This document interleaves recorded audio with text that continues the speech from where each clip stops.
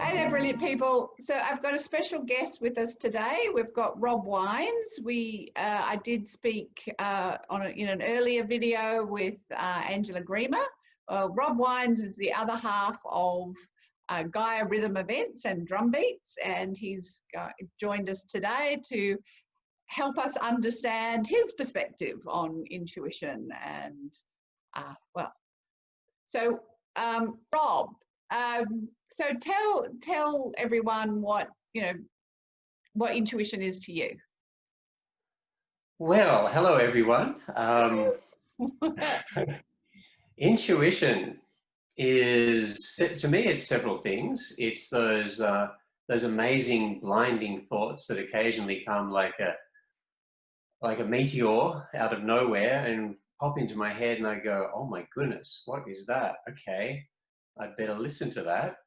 And it can be really strong in that way. It can also be occasions where I'm just going about my daily routines, whether that's at work or whether that's things with my family, and little ideas just come into my head. And sometimes I'm not even aware that they're there, which can be missed opportunities. And other times I'm aware, and it can just be something as simple as, "Oh, why don't you call that client we had from a year ago?" And suddenly this person comes into my head. And I call them and they'll say, "Oh, we're actually just thinking about getting an event. It's good that you called." So just basic little things like that. Other times it can be a feeling about driving home and deciding to go a particular direction coming home instead of wondering when there's several to choose from. Later on. That's always interesting for people. Like, when they get those little impulses, like, how do you know that it's your intuition and it's not your imagination? Like, which impulse do you listen to every impulse, or do you know that some impulses are really, it's a good idea to listen to them, and others maybe not so much? Well, some are blindly obvious because they're just so strong. Yeah. In my mind, and for me, they come through as it's a feeling thought combination. I don't know if that makes sense, but that's probably the best way I can think to describe it. And so would you say that then when it is your intuition, it's like all of you is aligned to it or connected to it, whereas when it's an impulse, maybe only there's a little part of you that's aligned? Yes and no. I mean, I think there's really strong intuitions which are really, really there, and other ones which are not as, maybe they're not as important in a way, but they're still really useful. But those ones, it's almost like they're a quieter impulse, as opposed to something that I really need to not miss. So I think with both of them, there's a sense of a real alignment and a connection to more than I am in this physical touching the desk in front of me moment.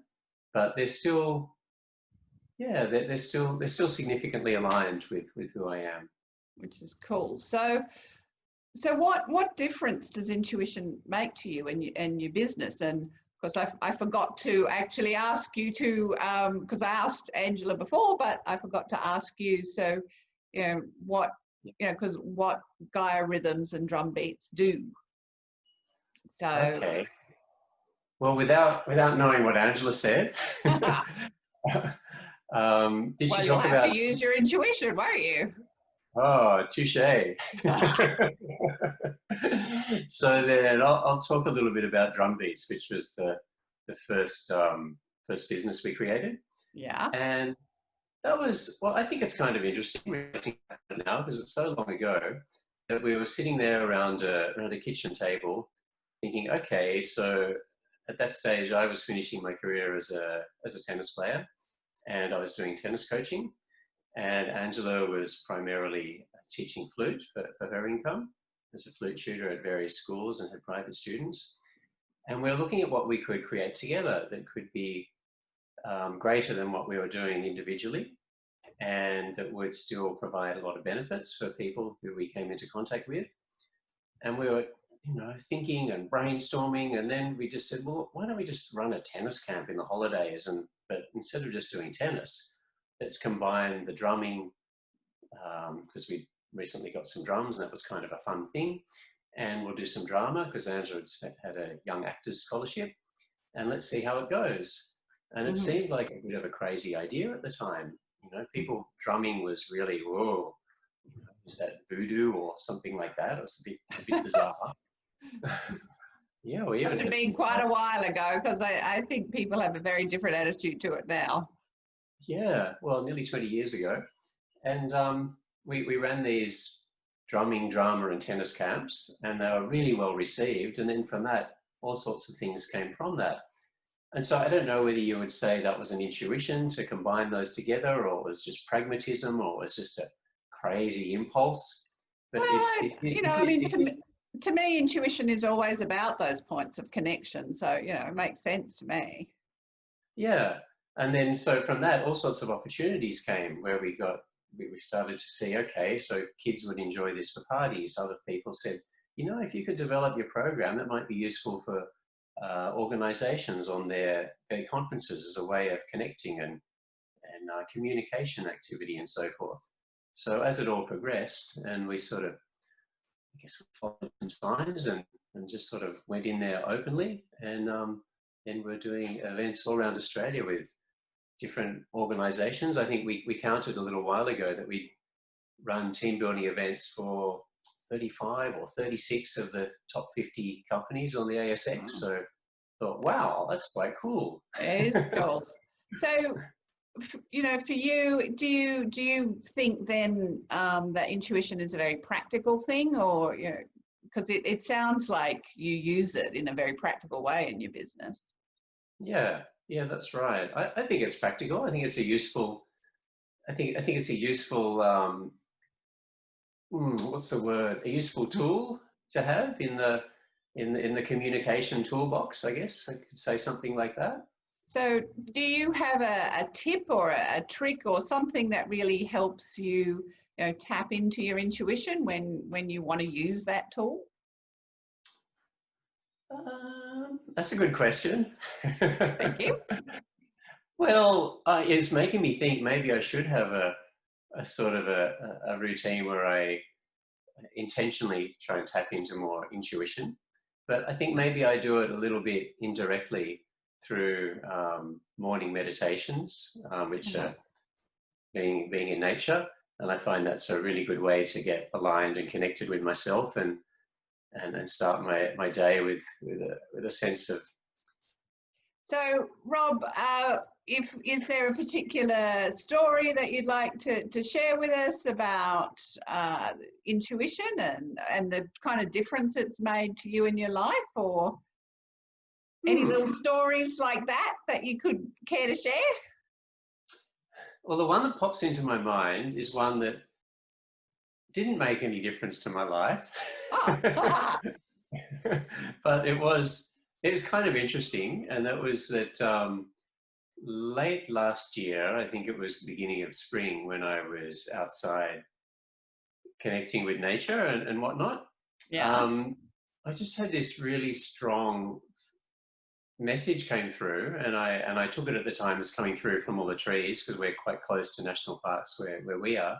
And it was about bushfires, and I was sort of trying to get a little bit more information, like whether we would be in jeopardy from bushfires as summer approached, or what it would all be about. But I didn't get anything other.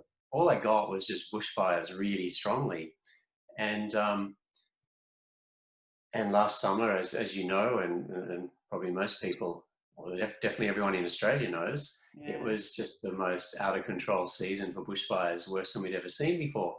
And so I was thinking, okay, well, we sure got bushfires, and it wasn't something I could do anything with, or I didn't know what I could do with that information. But in reflection, it's kind of interesting. So, yeah, that's a recent one. Well, Yes, I guess that's the thing, is that sometimes when we have intuitions, they are very relevant to our own life, and sometimes it is really just part of that larger awareness of what's going on. I mean, intuition itself, obviously, even though we often follow those impulses, the intuition isn't going to be what makes our choice. It's like our alignment, follows.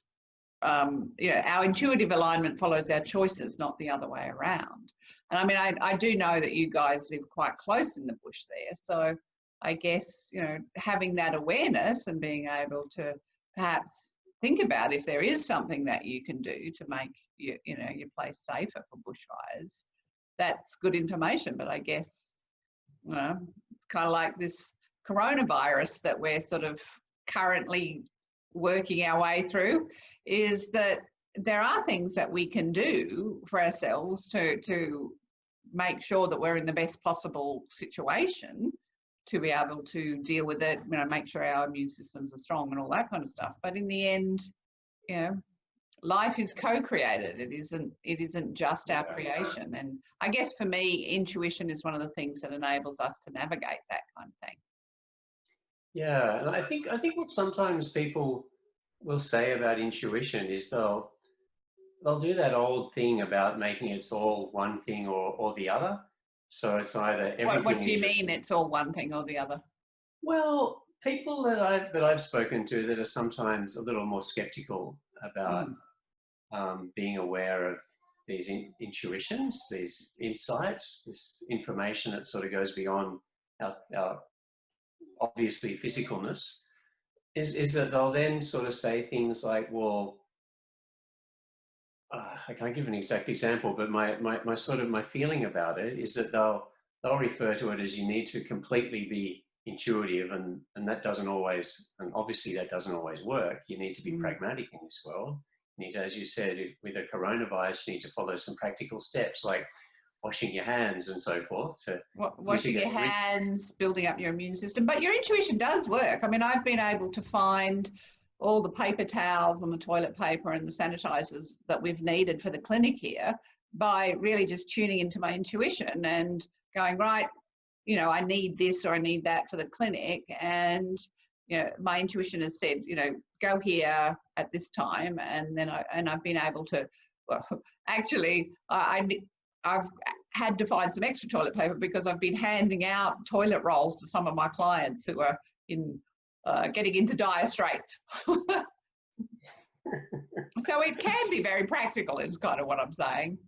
Yeah, well, I think that's it. I think I'm not sure if I was communicating particularly well, but I think for some people who are more intuition is it's old wives' tales type of things, and they try to stay away from that and be very practical people of the world, is they sort of miss the point that it's a combination of both. Like you said, you can use your intuition to find things that practically are important, that you need, whereas they do that thing where it's all one or all the other. So yeah, I just think that's useful. We have to live in this world, and we've got these other parts of ourselves that can help us navigate it, as a word that you've just used. Yeah, well, see, the thing is that, and navigation for me is quite a strong word around my intuition, because it's like it's my choice as to where I'm going or what I need or what I want to create. But my intuition is what will show me the most, what I call that most easy and graceful path to get there. So obviously, if my intuition can tell me go to, this supermarket or this shop at this time, that's much easier than, madly running around from one supermarket to the other. And you might eventually find it that way, but if you've had to visit 10 different shops, well, that's neither easy nor graceful. No. So, yeah. So, Rob, is there, I think I might have already asked you this, but that's okay. But so is there a particular tip or trick that you find useful when working with your intuition that you'd like to share? Well, I think just to be aware, which is a kind of. Okay, so what does that mean? I think it's like it's a communication again. And so if I'm communicating with you, I'll try to listen and actually not prejudge what you're saying in my mind and actually hear your words Well, before thank you. my words come out. And I think with ourselves, with intuition and connecting to a greater part of ourselves, it's useful to be a little bit quiet at times and allow those impulses and intuitions to be heard, so we can then go about using them practically. So some type of stillness, I guess for some people that's a meditation, and a meditation could be sitting there very quietly, or it could just be having a bushwalk for other people. And in those times things are quieter, you can connect with those ideas, those thoughts. Yeah, well, you were talking about that before, that, you know, meditation or doing something that helps you find that internal connection is really useful, and also being happy. And I don't know about you, but bushwalking always helps me connect inside, and it's a good way for me to get happier. Yeah, me too. Yeah, cool. Okay, so Rob, well, thanks so much for sharing your, your time and your insights today. I'm going to put links down below for everybody who would be interested in the Gaia Rhythm events, and obviously particularly the Drumbeats as well, so that they can have a bit more of a look at what you do. So thanks for joining us today, Rob. You're welcome, Catherine. Thanks for the invitation. You're welcome. And so everybody, so thanks for joining us, and as always, until next time, choose to be brilliant. Bye.